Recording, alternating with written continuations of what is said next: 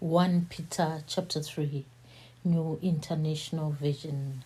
Wives, in the same way, submit to your own husbands, so that if any of them do not believe the word, they may be won over without words by the behavior of their wives, when they see the purity and reverence of your lives. Your beauty should not come from outward adornment, such as elaborate hairstyles and wearing of gold jewelry or fine clothes. Rather, it should be that of your inner self, the unfading beauty of a gentle and quiet spirit, which is of great worth in God's sight. For this is the way the holy women of the past, who put their hope in God, used to adorn themselves. They submitted themselves to their own husbands, like Sarah, who obeyed Abraham and called him her Lord. You are her daughters, if you do what is right and do not give way to fear. Husbands, in the same way, be considerate as you live with your wives, and treat them with respect as the weaker partner and as heirs with you of the gracious gift of life, so that nothing will hinder your prayers. Suffering for doing good. Finally, all of you, be like-minded, be sympathetic, love one another, be compassionate and humble. Do not repay evil with evil or insult with insult. On the contrary, repay evil with blessing, because to this you were called, so that you may inherit a blessing.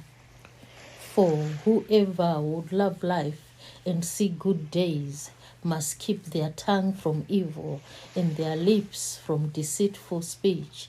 They must turn from evil and do good. They must seek peace and pursue it. For the eyes of the Lord are on the righteous, and his ears are attentive to their prayer. But the face of the Lord is against those who do evil. Who is going to harm you if you are eager to do good? But even if you should suffer for what is right, you are blessed. Do not fear their threats.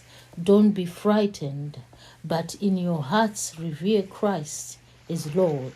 Always be prepared to give an answer to everyone who asks you to give the reason for the hope that you have. But do this with gentleness and respect, keeping a clear conscience, so that those who speak maliciously against your good behavior in Christ may be ashamed of their slander. For it is better, if it is goodwill, to suffer for doing good than for doing evil. For Christ also suffered once for sins, the righteous for the unrighteous, to bring you to God. He was put to death in the body, but made alive in the spirit. After being made alive, he went and made proclamation to the imprisoned spirits, to those who were disobedient long ago, when God waited patiently in the days of Noah while the ark was being built. In it, only a few people, 8 in all, were saved through water.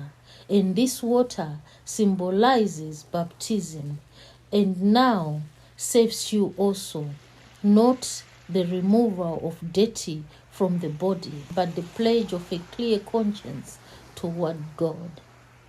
It saves you by the resurrection of Jesus Christ, who has gone into heaven and is at God's right hand, with angels, authorities, and powers in submission to him.